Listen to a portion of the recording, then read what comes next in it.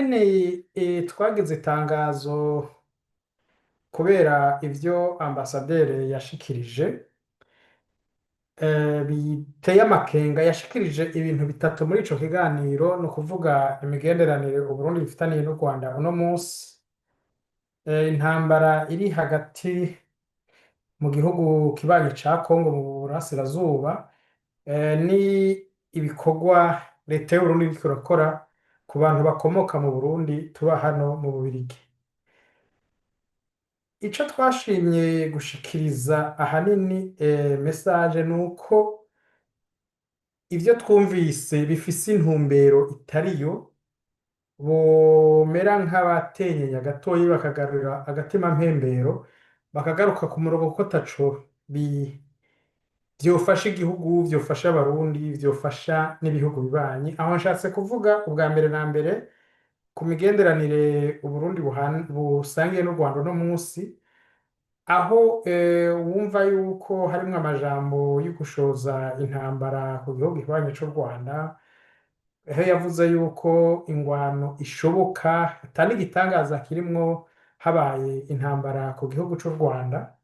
Akaba yabivuze inyuma y'amajambo yavuzwe haraheze imyaka ibiri n'umukuru w'igihugu ahamagarira urwaruka rw'Abanyarwanda gutera igihugu cabo. Tukabona yuko gukokeza intambara yobana n'igihugu kibanyi, ku ntambara yobera ku rubibe, intambara yoshobora kubera no hagati mu gihugu iwacu uno munsi, uravye aho ubuzima bw'abarundi bugeze, haba mu vya politike, haba mu mibano no mu vy'ubutunzi, kuba ari ugukwegera ikara mu gashambara, kuba ari ukugarukana ingorane mu gihugu no mu bihugu duhana imbibe, kuko intambara umenya ingene uyitangura ntumenya ingene ihera.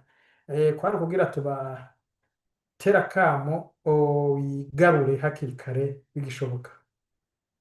Ku vyerekeye ivy'intambara yo muri Kongo naho, urabona muri Kongo hariho ko haraba intambara ihuza abanyekongo ubwabo ku bibazo bafitaniye hagati mu gihugu. Ico igihugu c'Uburundi cari gukora kwari uko cari kuja hagati, kwari uko cari kubwira abanyekongo ati yamara twe turashobora kubafasha mugaheza ivyo bibazo kugira ngo tube ku rubibe rw'iwacu haba ari ahantu hatuje, ata kamaro na kamwe kuko hoba umuryano mu bavukanyi b'iwacu muri Kongo. Ariko wumvirije we yavuze yuko bo bagiye gufasha abanyekongo gutuza igice c'abanyagihugu b'abanyekongomani kugira babakure mu gihugu. Bikaba ari ibintu biteye ubwoba mu gihe bifise isano n'akahise katari keza k'Uburundi. Icari kuba ciza mbere kwari nuko batari kuja muri iyo ntambara, n'igihe kwari ukuja guhuza bo bari kubireka. Tukaba tubona neza yuko irya ntambara, murabona intambara iratwara abantu benshi cane, igatwara ubutunzi bw'igihugu. Atacotuma abana b'abarundi uno munsi baja kugwa muri Kongo mu bibazo bitabaraba, atacotuma bikora ku butunzi bw'Uburundi uno munsi ku ntambara atari yacu, ku ntambara itaturaba. Donc tubahamagarira naho nyene gukurayo abo basoda, kuja gutora umuti uciye mu mahoro ku bibazo biba bihari mu babanyi.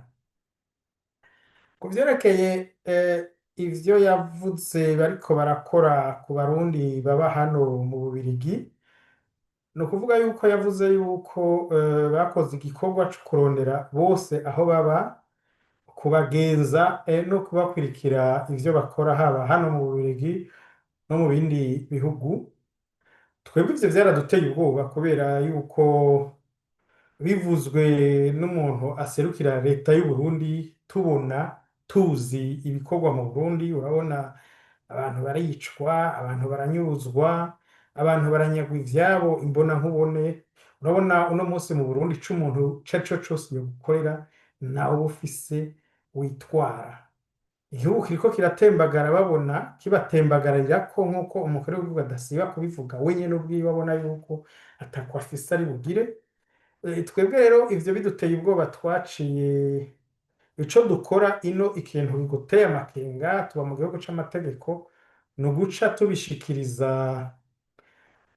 ababijejwe, tukabishikiriza intwaro hano mu Bubiligi kugira ngo tubamenyeshe yuko hariho abantu bafise ubwoba bw'umutekano wabo kubera hariho igihugu kiriko kirakora ibikorwa kuri bo kandi ata muntu yategerezwa kuba hano afise umutima uhagaze kuri ivyo. Igihugu c'Ububiligi ni igihugu gikingira abanyagihugu babo, gikingira ingenzi zo mu Bubiligi, abahaba batari Ababiligi n'abahita. Ikindi twateye akamo Abarundi ni uko urabona muri iyi minsi hari ingorane nyinshi mu gihugu iwacu. Leta urabona ko imaze iminsi ishimikira ku bintu bimera nk'ibicanishamwo cane Abarundi vyo kuzura akabuze, bakabikora mu buryo bunyuranye n'uko vyategerezwa kugenda. Ni uko duhamagarira Abarundi baba hano mu Bubirigi cane cane ko boguma hamwe. Ayo majambo atuma haba urwikekwe mu kibano, haba ukwinubana hagati y'abantu, batoyaha agaciro, boguma bafatanye mu nda kugira ngo ivyo tukaba tubibwira n'Abarundi bose muri rusangi ko aho bari hose ikizoza gikiza Uburundi nuko bose bazoja hamwe, nuko bose bazogira ubumwe bw'igihugu, hanyuma bakaraba imbere ibibazo bafise bakaronderera umuti hamwe, umuti utabateranya, umuti ubashira hamwe.